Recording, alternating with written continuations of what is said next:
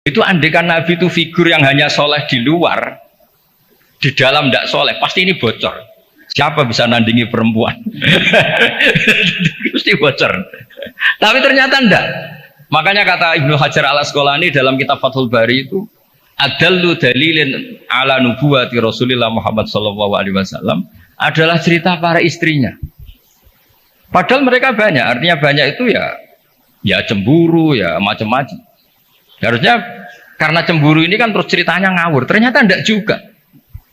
Itu betapa solehnya Nabi sallallahu alaihi wasallam. Sampai dungo-dungo sing kados mara kuburan niku ya barokah cemburu. Terus Nabi wae teng Sayyidah Aisyah terus keluar. Pikiran Aisyah pasti ke istri yang lain ditututi. Terus jenengan gak ada mata-mata ya ono sanate. Jadi ditututi. Ditututi ternyata mboten pirsa Nabi kalau ditututi. Ternyata kalau malam niku nilii teng baki. Nilii teng bagi assalamualaikum daraqaumil mukminin wa inna insyaallah bikum lahiqun. Niku riwayat Sayyidah Aisyah berdasar cemburu gara-gara buntuti ini akhirnya riwayat. Oh ternyata bojoku nak dalu iku penggaweane moro kubur.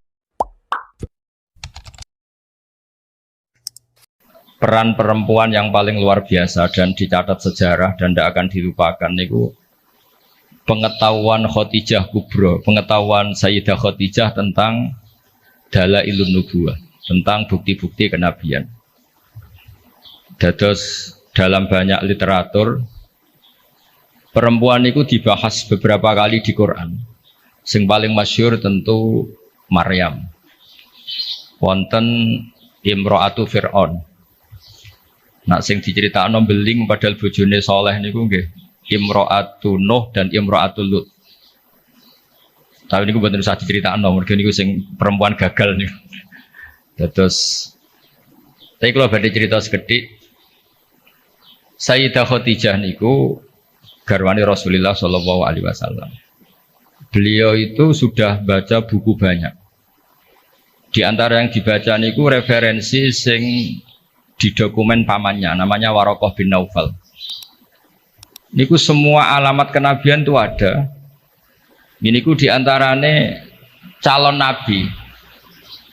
Calon nabi itu pasti akan diperlakukan khusus oleh alam. Gini ku tudzilluhul ghamamah tuti'us sahaib. Sehingga beliau nyuruh pembantunya namanya Maisarah. Maisarah itu nama lelaki. Kalau di Arab Maisarah itu nama apa? Lelaki. Itu dikan ngawal nabi perjalanan teng Syam. Terus semua kriteria kenabian itu ada pada diri Rasulullah Shallallahu Alaihi Wasallam. Singkat cerita akhirnya beliau yakin terus ngelamar. Terus riyen niku sing nglamar niku Khadijah. Mulane Mbah Mun sering guyon niku alamate ulama iku warasatul anbiya niku kudune disenengi wong wedok aja seneng. Dadi disenengi iku gagah. Riyen Nabi Yusuf disenengi Zulaikha, Kanjeng Nabi disenengi Khadijah. Nak seneng sering kecewa. Singkat cerita setelah 15 tahun menikah karena Nabi umur 25, Sayyidah Khadijah umur 40. 15 tahun menanti ini mboten jelas mengarah ke calon nabi. Jadi alamat itu kok tidak muncul lagi. Singkat cerita, pas Nabi Yosua 40, Nabi kaget, angsal wahyu, disebut Fazia itu kaget. Akhirnya cerita tentang Khadijah. Sausé cerita tentang Khadijah ini saya agak unik. Dari sekian kriteria kenabian itu ditulis di buku. Tapi ada yang dipunyai hanya oleh perempuan. Terus para peneliti lelaki itu tidak punya itu hanya perempuan dokumennya. Ketika sudah jadi nabi ini Khadijah matur ya Rasulullah atau ya Zauji itu masih panggil ya Zauji. Nanti kalau teman kamu Jibril datang bilang ke saya. Walhasil malaikat Jibril ini rawuh. Ketika malaikat Jibril rawuh niki radi agak-agak gimana nih? Faka syafat ansaubiha. Mboten usah pikiran sing macam-macam. Barang sebagian tubuhnya dibuka, Khadijah tangkel. Jibril masih.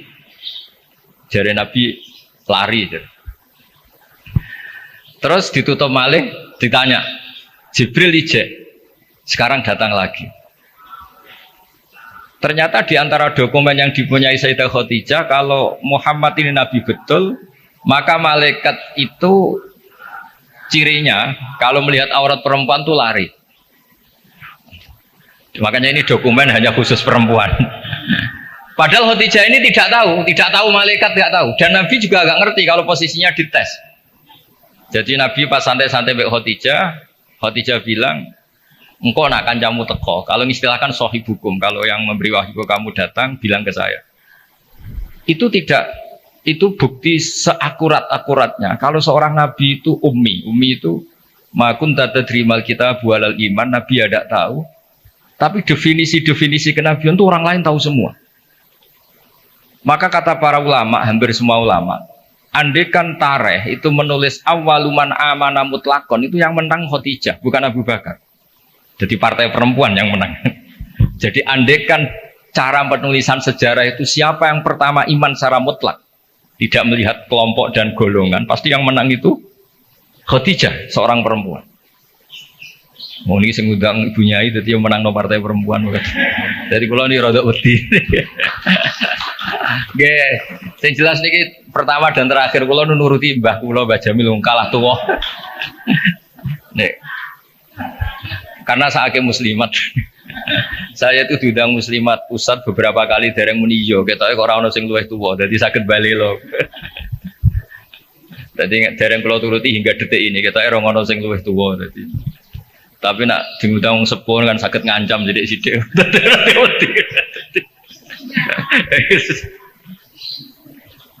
Kalau sederenge diundang temui kini diundang muslimat beberapa kali, tapi kalau dereng meniyo kita kok kata sing nom tadi. Nggih mbah mun dereng sepuh, Mbah Jamil buyut mek kula boten mbah, cuma kok bahasa buyut boten pati lazim dadi wong niku dulure buyut kula boten mbah malih pun buyut. Kula tak cerita. Jadi awaluman amana mutlakon itu harusnya Khadijah. Karena pertama yang diceritani kalau seorang nabi adalah Muhammad, bahkan sebelum nikah. Niku piyambake nikahi Kanjeng Nabi berdasar itu calon nabi, karena beliau lama sekali belajar mbek Waraqah bin Naufal. Nah ini yang bunyai-bunyai juga harus tetap membaca.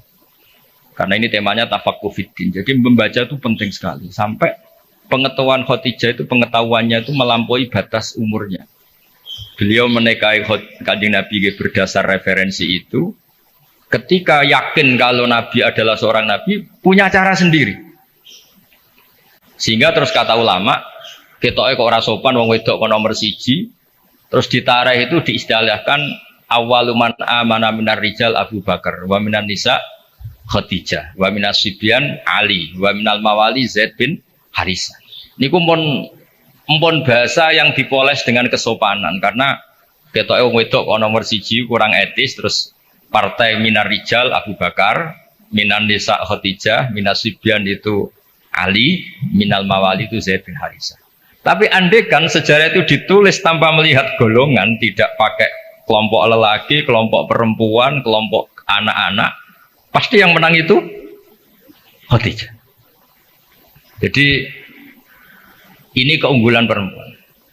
Tapi ada sisi lain yang mungkin ibu-ibu gak siap. Tafaqquh fiddin itu, Nabi itu istrinya banyak. Makanya benar Gus Yasin tadi, kalau tanya tugasnya punya apa, yang proteksi suaminya kayak gitu. Saya pernah baca di kitab Fathul Bari, kenapa Nabi itu istrinya banyak.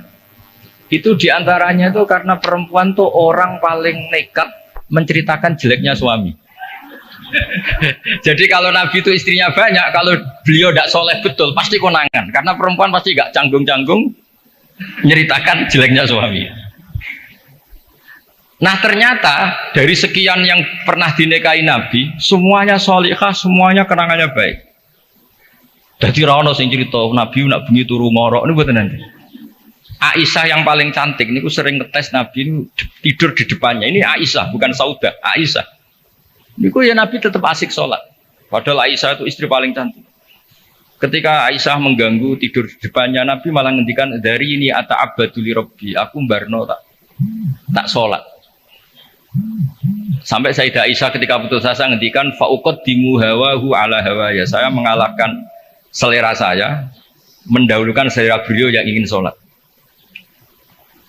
Begitu juga Zainab, cantik. Itu ya punya wiridan-wiridan dari Nabi. Maimunah juga gitu. Lah itu andekan Nabi itu figur yang hanya soleh di luar, di dalam tidak soleh, pasti ini bocor. Siapa bisa nandingi perempuan? Pasti bocor. Tapi ternyata enggak. Makanya kata Ibnu Hajar al Asqalani dalam kitab Fathul Bari itu, adallu dalilin ala nubuwati Rasulillah Muhammad sallallahu alaihi wasallam adalah cerita para istrinya. Padahal mereka banyak, artinya banyak itu ya cemburu, ya macam-macam. Harusnya karena cemburu ini kan terus ceritanya ngawur. Ternyata enggak juga. Itu betapa solehnya Nabi sallallahu alaihi wasallam. Sampai dungo-dungo sing kados mara kuburan. Iku ya barokah cemburu. Terus Nabi wae teng Sayyidah Aisyah terus keluar. Pikir anak Aisyah pasti ke istri yang lain, ditututi. Terus jenengan gak ada mata-mata ya ono sanate. Jadi ditututi. Ditututi ternyata mboten pirsa Nabi kalau ditututi. Ternyata kalau malam niku nilii teng bagi. Nilii teng bagi assalamualaikum warahmatullahi mukminin wa inna insyaallah bikum lahiqun. Niku riwayat Sayyidah Aisyah berdasar cemburu gara-gara buntuti ini akhirnya riwayat. Oh ternyata bojoku nak dalu iku penggaweane moro kuburan. Terus begitu juga cerita-cerita yang lain. Belum masalah hukum. Dulu hukum itu tidak diketahui kalau tidak barokahnya perempuan-perempuan itu. Ada sahabat tuh agak usil. Gimana hukumnya mencium istri ketika Ramadan? Batal enggak ya? Sing ditakoki adalah jenis-jenis yang kayak Nabi itu ya kita serah nopo wis cara ngempet itu kuat lah. Tanya Maimunah, apalagi Saudah. Kata Maimunah, kalau ke saya kayaknya enggak. Yang potensi yaitu tanya ke Aisyah. Karena Aisyah ini paling cantik, paling muda. Akhirnya tanya. Dan dijawab oleh Aisyah, qabalani Rasulullah wa wasaib. Nabi itu kalau puasa ya kadang mencium saya, Nabi tetap puasa. Akhirnya jadi fikih Qublatu zauji li zauja itu tidak batal. Menciumnya suami ke istri itu asal mencium saja itu tidak batal. Jadi dokumentasi hukum fikhiyah itu semuanya itu terutama yang masail perempuan itu barokahnya perempuan-perempuan istrinya Nabi. Tadi benar yang dikatakan Gus Yassin, dokumentasi itu hanya ada di istri-istri Nabi.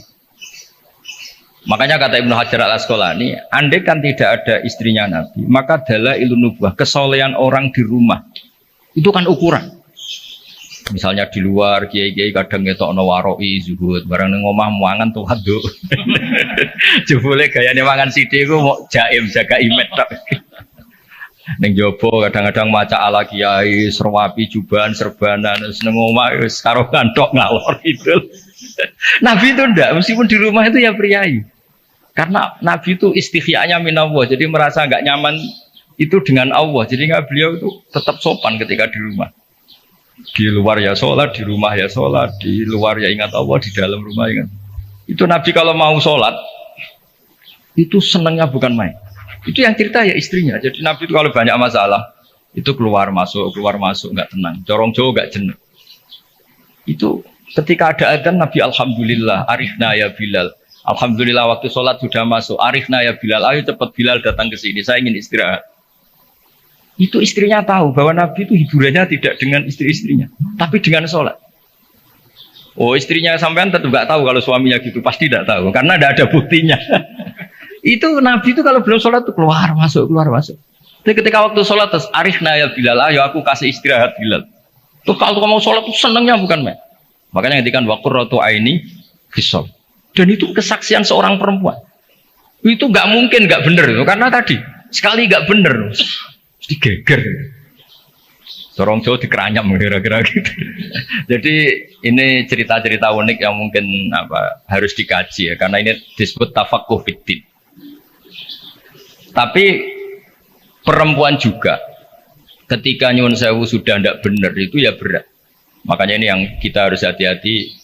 Allah memberi contoh kepada orang-orang kafir, imra'ata Nuhi wa imra'ata Lut kanata tahta abdaini min ibadina sholihaini, tapi fakhonata huma falam yughniya anhuma minallahi syai'a wa qilat khulan nar ma'adakhilin. Itu contoh yang perempuan gagal. Tapi perempuan yang sukses padahal suaminya itu enggak benar.